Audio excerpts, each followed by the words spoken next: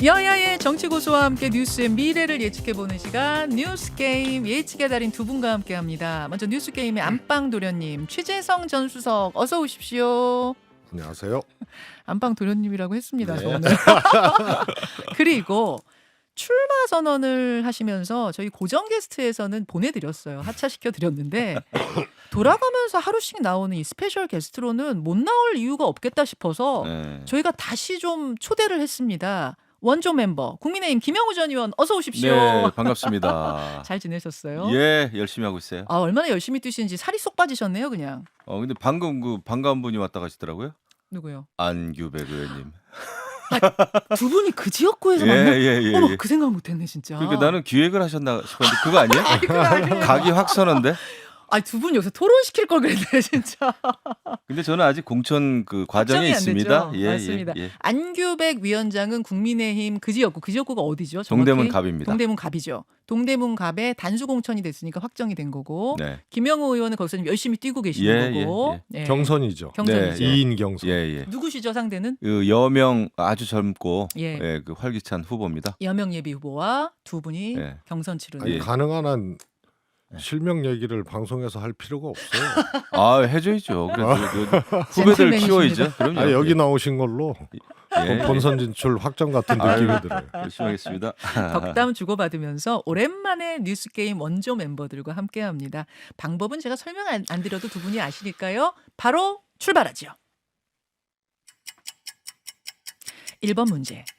민주당의 공천 내용 심상치가 않습니다. 비명계에선 공천랑 쌀이다 하면서 반발이 큰데요. 이를 수습하려면 이재명 대표가 불출마 혹은 2선 후퇴해야 된다는 요구도 터져나오고 있죠. 과연 이재명 대표의 불출마 혹은 2선 후퇴가 민주당을 살리는 반전 카드가 될까요? 어려울까요? 들어주십시오. 이거는 한다 안 한다? 한다 안 한다로 하셔도 되고요. 최수정님은 안 한다 쪽으로 드신 것 같고요. 김영우 의원은 네, 안 하고 아마 반전 카드도 안 될 겁니다. 안한다 그리고 반전 카드로도 어렵다. 네. 2번 문제. 특히 임종석 전 비서실장 공천 관련해서 친문계의 반발이 거셉니다. 최근 홍영표, 윤영찬, 전해철 등 친문계가 모여서 비공개 회동도 했죠. 친문이 가만히 있지 않을 거다 이런 이야기도 들리는데 친문계 집단 행동 결국 할까요? 안 할까요? 들어주십시오.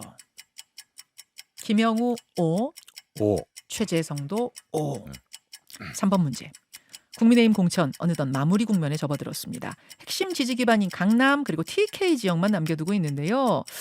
공천이 예상보다 조용하게 흐른다. 긍정적으로 보면서도 한편에서는 감동 없는 공천 아니냐 이런 부정평가도 나옵니다. 과연 남아있는 지역 공천을 통해 쇄신의 이미지를 줄 수 있을까요? O, X 들어주십시오. X. 두 분 다 X? 쇄신의 이미지는 아니지만 이기는 공천 쪽으로 갈 겁니다. 그게 잠시 후에 중요하죠. 그 해설은 네. 더 붙여주세요. 네. 4번 문제. 제3지대로 가보겠습니다. 통합선언 11일 만에 결별했습니다. 이낙연 대표 주축의 새로운 미래와 이준석 대표 주축의 개혁신당으로 나눠졌는데요. 이 과정에서 두 당 중에 어느 쪽의 피해가 더 클까요? 주관식입니다. 김영우 의원님. 이준석 대표의 그 개혁신당. 개혁신당의 피해가 더 크다. 최재성 수석님. 뭐 의미 없다. 둘 다다 뭐 그런 의미인가요? 아니, 요거 간단히 말씀드려도 되나요? 아니요. 좀 조금 있다가. 있다가. 일단 답은 의미 없다예요. 예. 이런 문제 자체가 뭐 성립한 손실도 없고 허허. 득도 안 되고. 엄청난 디스를 하시는데요. 오케이. 5번으로 갑니다. 김종인 전 국민의힘 비대위원장 최근에 개혁신당 공관위원장으로 거론되고 있습니다. 개혁신당에선 강하게 원하고 있는데 과연 김종인 위원장이 오케이를 할까요? 안 할까요? 들어주십시오. X. X. 두 분 다 망설임 없이 X 여기까지. 그 마지막 거부터 그냥 역순으로 풀어가 볼까요? 김종인 비대위원장을 공관위원장으로 원한다는 이야기를 개혁신당 분들은 뭐 망설임 없이 하세요. 좀 와주셨으면 좋겠다. 근데 안 갈 거라고 보세요, 김영우 의원님? 네.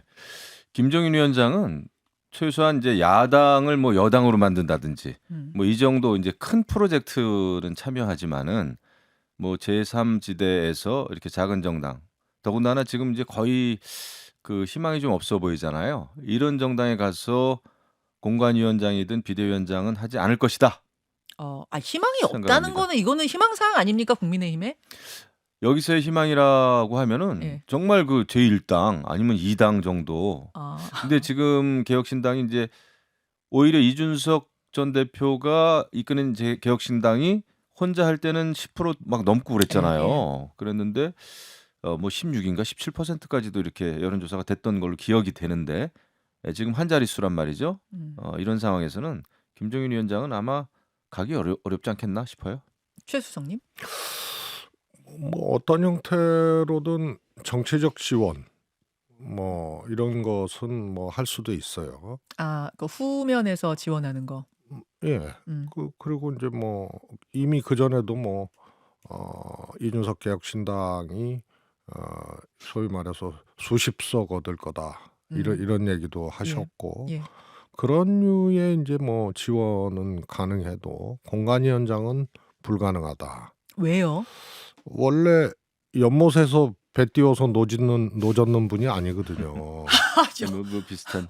연못에는 그죠. 연못에는 사실은 종이배 말고는 띄우기가 어려운데. 거기서 또 노를 젓는다 이런 거 안 하거든요.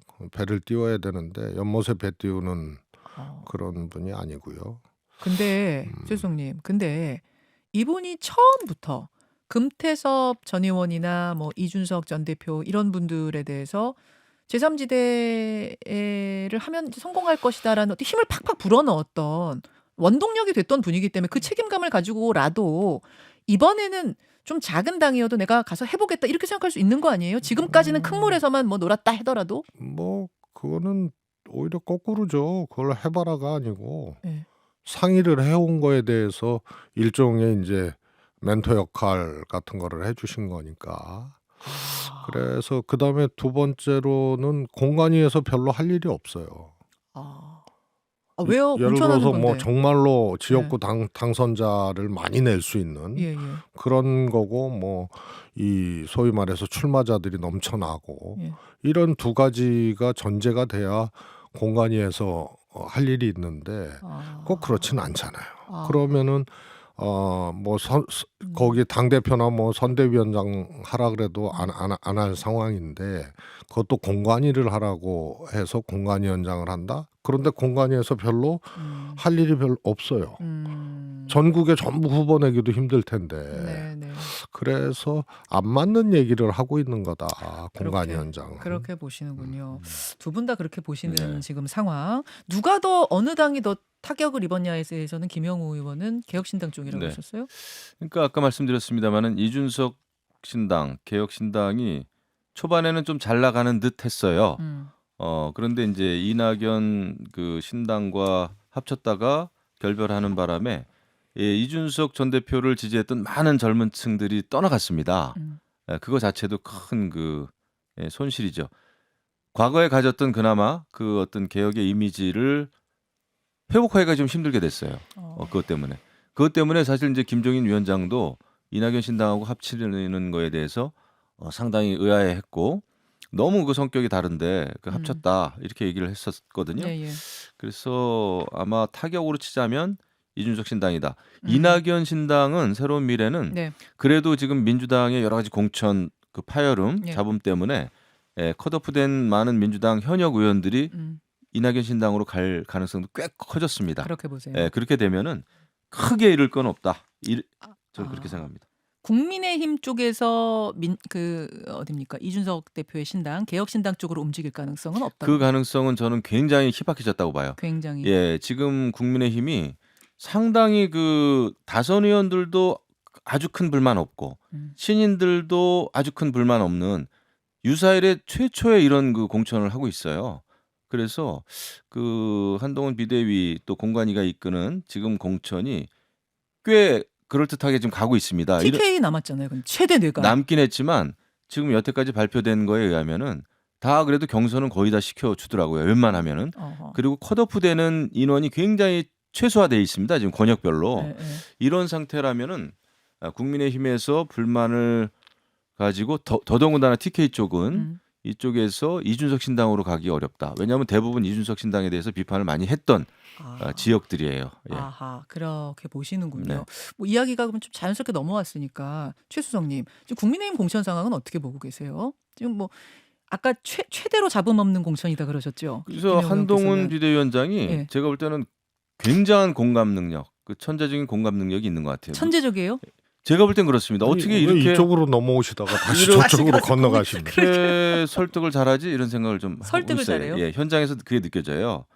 현장 가면은 한동훈 비대위원장에 대한 인기가 굉장히 높습니다. 완전 신드롬이에요. 오직하면 저도 동대문에 한동훈, 김영호가 왔습니다. 이르겠어요. 아재 개그지만은 그러면 진짜 한동훈 보고 싶다 막 이래요. 저 무슨 소리예요? 슬로건을 동대문의 한동훈 아니 슬로건이 아니라 경로당 슬로건.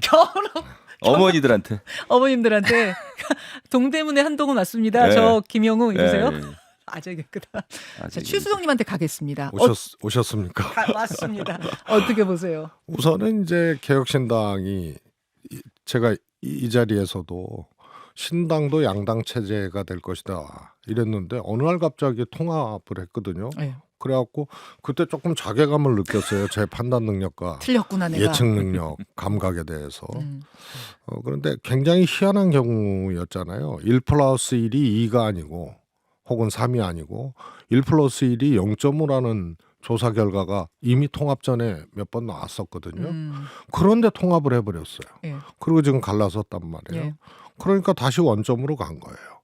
그런데 이 두 정당들이 그야말로 의미 있는 의석수, 그러니까 뭐 교섭단체 이상의 의석수를 얻으리라는 전망이 사실은 안 되는 상황에서 손실이 뭐가 있을까? 혹은 득이 뭐가 있을까 했을 때 저는 그냥 출발선에 다시 섰다. 출발선에 있었다. 그리고 결국은 민주당이 이제 조금 오히려 손실이다. 민주당이 예, 손실이다? 예. 왜요? 왜냐하면 이제 이준석 신당이든 이낙연 신당이든 신당의 지지율이 있지 않습니까? 예. 그걸 넘어서는 득표율을 보이는 이제 후보를 낸다면 그런 후보들이 거의 없어요. 신당 지지율이 뭐 5%다 예컨대. 예를 들어? 그러면 5% 득표하는 후보들이 거의 없습니다. 5%를 넘는. 신당 후보 중에? 그렇습니다. 그런데 넘는 후보들은 누구냐 하면 네. 전현직 의원들이에요. 아하. 자기 지역구가 있었고 예. 혹은 지명도가 있고 이런 분들은 신당 지지율 이상을 득표할 가능성이 크거든요. 예. 그런 분들은 오히려 수도권의 이낙연 신당 쪽에 조금 더 많다. 이렇게 보기 때문에 특히 이제 전직 의원 예. 같은 경우. 그래서 민주당 표의 잠식 이런 점에서 민주당의 손실이다 이렇게 보고. 그러니까 신당 쪽 어느 신당이든 지역구 당선 가능성이 높지는 않은데 네. 갉아먹을 수는 있잖아요. 떨어뜨릴 수는 있다. 잠식 효과가 어디가 더 크냐 이거에 따라서 이제 계산이 나오는 거 아니에요? 근데 개혁신당 쪽 후보가 국민의힘 쪽을 타격할 수도 있는 거 아니에요? 그런데 이제 수도권이 네. 몇 군데가 이제 그런 잠식 효과가 좀 두드러지게 좀 나타날 수 있는 데인데요. 호남이나 TK는 의미가 없잖아요. 그쪽에서 예를 들어서 신당의 이름으로 뭐 잠식을 많이 한다. 뭐 하더라도 워낙 그냥 지금 국민의힘과 새누리당이 민주당이 압도적이니까. 호남과 영남에서 압도적이기 때문에 뭐 10% 득표한다고 이게 호남에서 뭐 국민의힘으로 가고 뭐 영남 TK에서 민주당으로 가고 그러지 않거든요. 않으니까. 결국은 수도권인데 수도권에 출마할 후보 중에 전현직 의원 말고는 득표력이 있는 후보가 없어서 신당 지지율을 오히려 밑돌아요 대부분이. 무슨 말씀인지 알겠어요. 전현직 의원들 근데 민주당 쪽에 주로 저 새로운 미래 쪽에 주로 있으니까 그 말씀이 그렇게 보시는군요. 국민의힘 지금 공천 결과에 대해서도 한 말씀 해주시죠. 저는 이제 상대적인 거거든요. 양당이 있잖아요. 민주당과 국민의힘이. 그러면 객관적으로 어디가 공천을 잘했느냐 이런 평가는 사실은 절대 평가는 무의미하거든요. 양당이 이제 비교를 하게 돼 있고 예, 상대 평가. 국민들이 그걸 보고 있거든요. 예. 그래서 민주당이 워낙 지금 공천 이 일단 이 소리가 크게 났기 때문에 국민의힘이 상대적으로 점수를 얻고 있다 이렇게 보고 있고요. 그런데 내용에 들어가 보면 제가 보기에는 정말 엉터리거든요. 그래요? 예를 들어서 이제 강서구청장 예. 보궐선거 참패했잖아요. 예. 그때 김태우 씨를 사면시키고 바로 출마시켰잖아요. 네. 이번에도 정말 국민들 눈에는 정말 납득할 수 없는 그런 이제 범죄 행위를 하고 사면되고 공천받은 분들이 꽤 있어요. 그 다음에 현직 의원인데 뭐 아시다시피 그 노무현 대통령 뭐 문제로 실형을 받았거든요. 1심에서. 그 공천받았어요. 이런 거. 그 다음에 결과적으로 뚜껑 까보면 또 이제 이 친윤들이 공천을 또 무난하게 받고 그래서 내용적으로 그다음에 쇄신이 없잖아요. 거기는 혁신이 없어요. 그래서 이게 조용한 공천으로는 뭐 맞는 얘기인데 공천에서는 안 될 사람들을 지금 다수했단 말이에요. 그게 이제 검사 출신 중에 예를 들어서 뭐 국정원 돈 받아가지고 뭐 하다가 이 실형 받고 사면 복권이 됐기 때문에 된 사면 걸로는 복권하고 불충분하다 그런 말씀이에요. 범죄를 한 사람을 무난하게 공천을 또 하고 이런 등등을 그래서 파보면은 이게 형편없는 공천인데 상대적으로 지금 민주당 소리가 워낙 크기 때문에 가려져 있다. 예, 그래서 하여튼 민주당 덕을 지금 국민의힘이 보고 있는 거 아닌가 싶어요. 김영 의원님. 제가 볼 때는 저도 공천 과정을 여러 번 겪었는데요. 한동훈 비대위 지금 공천은 그래도 역대 어느 정권 어느 정당보다도 시스템 공천이 좀 먹히는 것 같아요. 작동이 되는 것 같고 그 뛰는 선수 입장에서 불만이 크지 않다는 거는 그 대단한 실력입니다. 그게 보통 그렇게 할 수가 없어요. 그리고 그 공기관짜리가 워낙 많아서 그런 걸로 설득되는 건 아닌가요? 그렇지 아니에요? 않죠. 그 생각보다 공기관으로 가는 사람들이 그렇게 많지도 않고 이미 다 가 있지 않습니까? 이미 정권 바뀌었을 때 가 있어요. 그렇기 때문에 지금 낙천한 사람들을 새로 저거 한다는 게 그렇게 쉽지가 않습니다. 임기 끝난 후에. 예, 그리고 그 공기관장하고 이 국회의원이 되겠다고 하는 이거는 완전히 차원이 다른 문제예요. 그래요? 네, 그래서 그걸 잘하고 있다. 그리고 뭐 민주당 같은 경우에 너무나 사천임이 만천하에 드러났고 뭐 박용진 의원 물론 이제 평가하는 사람에 따라 다르겠지만은 많은 분들이 그 이재명 대표는 정말 그거 아닙니까? 뭐 단식하고 감옥 가고 또 법안 발의도 별로 안 했고 이런데 하위 막 2%에 들 텐데 본인은 살아남고 다른 사람만 난리냐.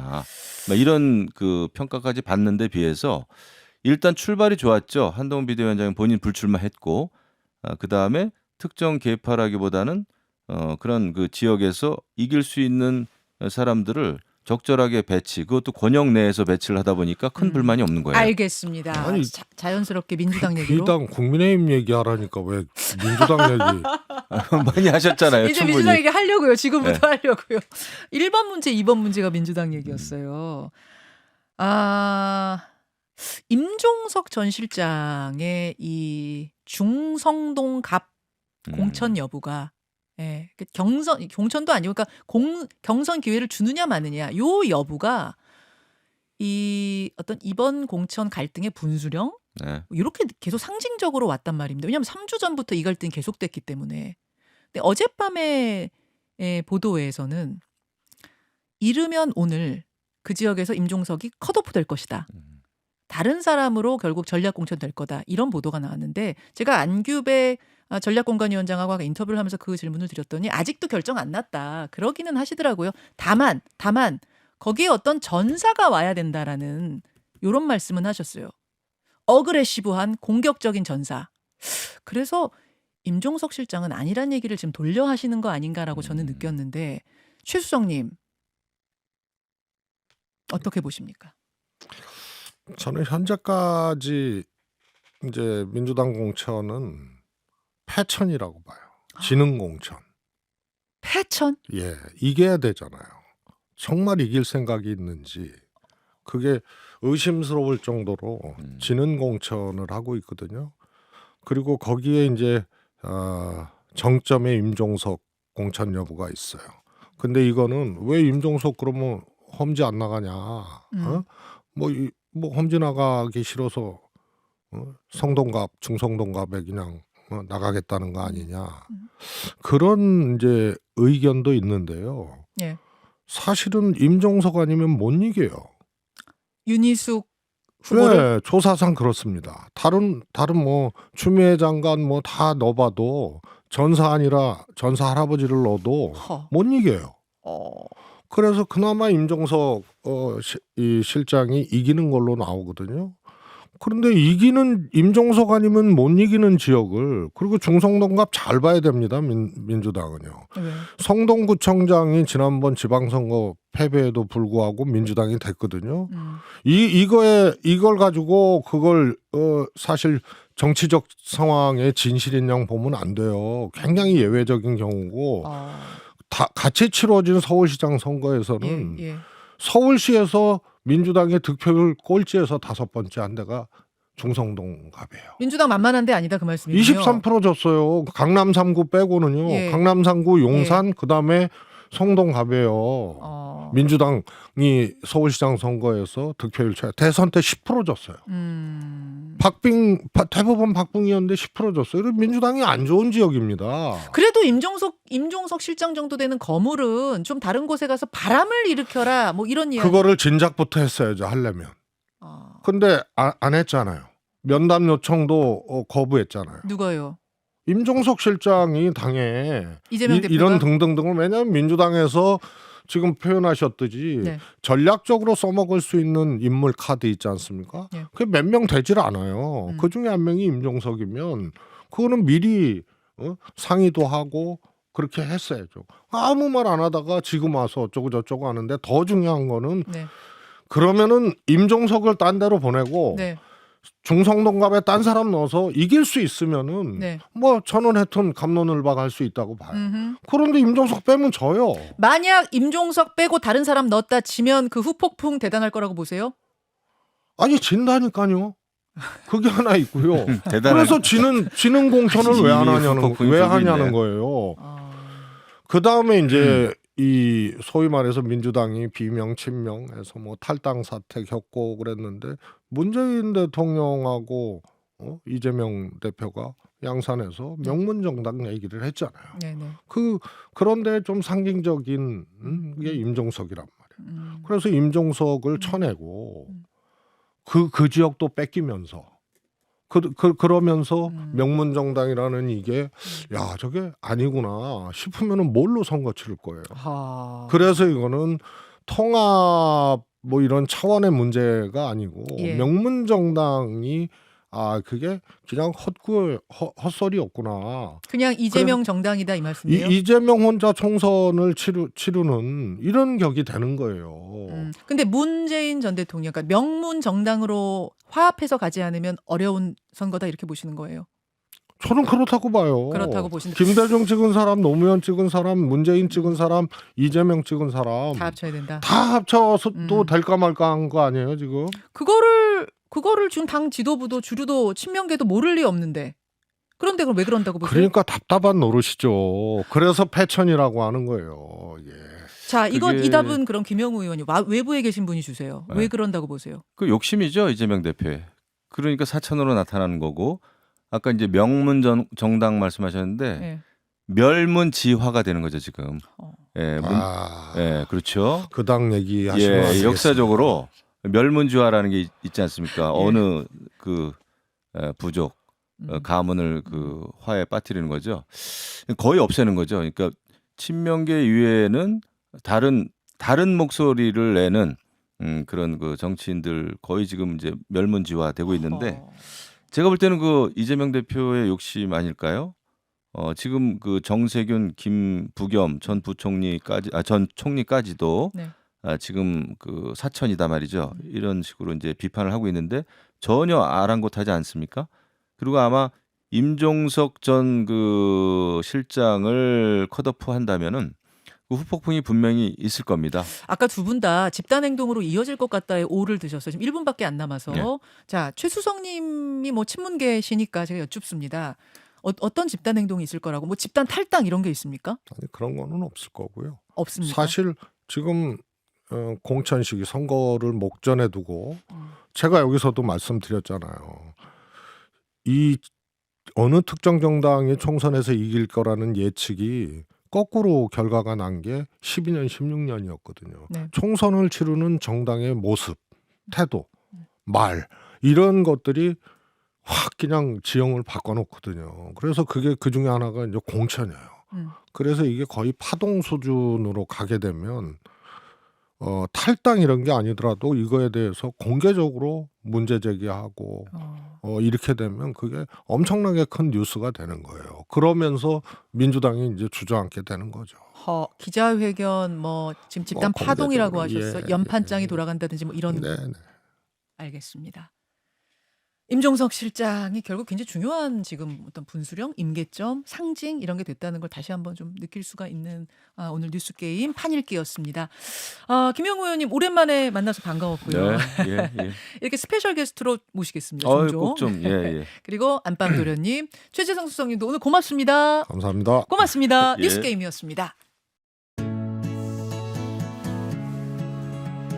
김현정의 뉴스쇼는 시청자 여러분의 참여를 기다립니다. 구독과 좋아요, 댓글 잊지 않으셨죠? 알림 설정을 해두시면 평일 아침 7시 20분 실시간 라이브도 참여하실 수 있습니다.